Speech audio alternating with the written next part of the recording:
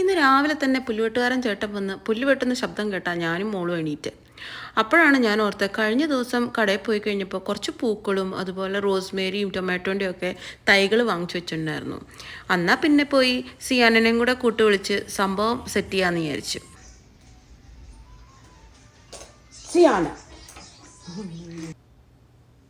സിയാനോട് കാര്യം പറഞ്ഞ് അവളെയും പൊക്കി പിടിച്ച് ഞങ്ങൾ പുറകിലേക്ക് പോയി ഇതൊക്കെ നടാനുള്ള ഒരു തയ്യാറെടുപ്പിലാണ്. അവൾ അവിടെ ഇരുന്ന് സ്ലൈം വെച്ച് നല്ല കളിയായിരുന്നു. എന്നാലും അവൾ പറഞ്ഞപ്പോൾ തന്നെ വന്നു. കാരണം കൊച്ചിൻ്റെ കയ്യിൽ ഫോൺ കൊടുത്തിട്ട് വേണമല്ലോ ഞാൻ ഈ നടുന്ന വീഡിയോ ഒക്കെ എടുക്കാൻ. ഇതെന്തൊരു പ്രഹസനമാണ് സജി എന്ന് നിങ്ങളിൽ പലർക്കും തോന്നിയേക്കാം. ഇതൊക്കെ ഒരു രസമല്ല ആശേ എന്നായിരിക്കും എൻ്റെ മറുപടി. സത്യം പറഞ്ഞാൽ ഇതൊരു രസം തന്നെയാണ്. നമ്മൾ ഇങ്ങനെ കുറച്ച് ചെടികളും തൈകളും ഒക്കെ വെച്ച് അതിനെ നട്ട് നമ്മൾ എന്താ പറയുക, അതിന് വെള്ളമൊക്കെ നനച്ച് അത് വലുതായി അത് പൂക്കുകയും കായ്ക്കുകയും ഒക്കെ ചെയ്യുന്നത് കാണുമ്പോൾ ഉള്ളത് പറയാലോ, മനസ്സിൻ്റെ ഉള്ളിൽ ചെറിയൊരു സന്തോഷം. അങ്ങനെ നമ്മൾ ചെടികളെല്ലാം നട്ടു. ചെടിക്കൊക്കെ നല്ല വെള്ളമൊക്കെ ഒഴിച്ച് സെറ്റായിട്ടുണ്ട്.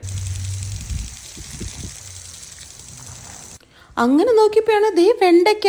കുട്ടിമാമ ഞെട്ടിമാമ.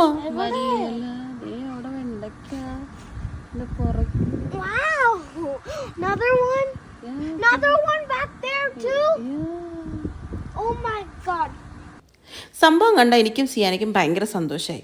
പക്ഷേ ഞങ്ങൾക്ക് മനസ്സിലായി, ഉച്ചയായപ്പോഴേക്കും ഞങ്ങൾക്ക് വിശന്നു തുടങ്ങിയിട്ടുണ്ട്. പതുക്കെ ഞങ്ങൾ ഇവിടെ അടുത്തുള്ളൊരു റെസ്റ്റോറൻറ്റിൽ പോയി. അവിടെ ചെന്നപ്പോൾ നല്ല ചൂടാണ്, പുറത്തെ സീറ്റിങ്ങേ ഉള്ളൂ. അപ്പം ഞങ്ങൾ ഒരു ഐസ് കോഫിയൊക്കെ ഓർഡർ ചെയ്തു. നല്ല ചില്ല് സാധനം. ഓ മൈ ഗാഡ്, സ്വർഗം മാമാ സ്വർഗം എന്ന് പറയൂലേ, ആ ഫീലായിരുന്നു. കാത്തിരുന്ന് ഓർഡർ ചെയ്ത ഫുഡൊക്കെ വന്നു. കാണാൻ നല്ല അടിപൊളി ലുക്കായിരുന്നു കേട്ടോ. ടേസ്റ്റും വലിയ കുഴപ്പമുണ്ടായിരുന്നില്ല. എനിക്ക് തോന്നുന്നു ഇത്രയും വെറൈറ്റി പിസ്സകളുള്ള ഒരു പ്ലേസ് ഞാൻ ആദ്യമായിട്ടാണ് കണ്ടതെന്ന് തോന്നും. എന്തായാലും അവിടെ നിന്ന് ഫുഡൊക്കെ കഴിച്ച് ഞങ്ങൾ പതുക്കെ ഇറങ്ങി. അപ്പോഴാണ് അവിടെ എന്തോ ഒരു ടൈപ്പ് ഓഫ് ഫെസ്റ്റിവൽ നടന്നുകൊണ്ടിരിക്കുക. ഞങ്ങൾ വളരെ അപ്രതീക്ഷിതമായിട്ടാണ് അവിടെ വന്നത്. എന്താ പറയുക, പല ടൈപ്പിലുള്ള ഫുഡുകളും ഡ്രിങ്ക്സും ഒക്കെ അവിടെ നമുക്ക് വാങ്ങിക്കാൻ പറ്റുമായിരുന്നു. എന്തായാലും സിയാന ഭയങ്കര ഹാപ്പിയായിരുന്നു.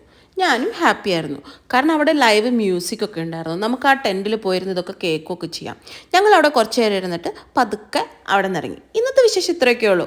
അപ്പോൾ ലൈഫ് ഈസ് ബ്യൂട്ടിഫുൾ.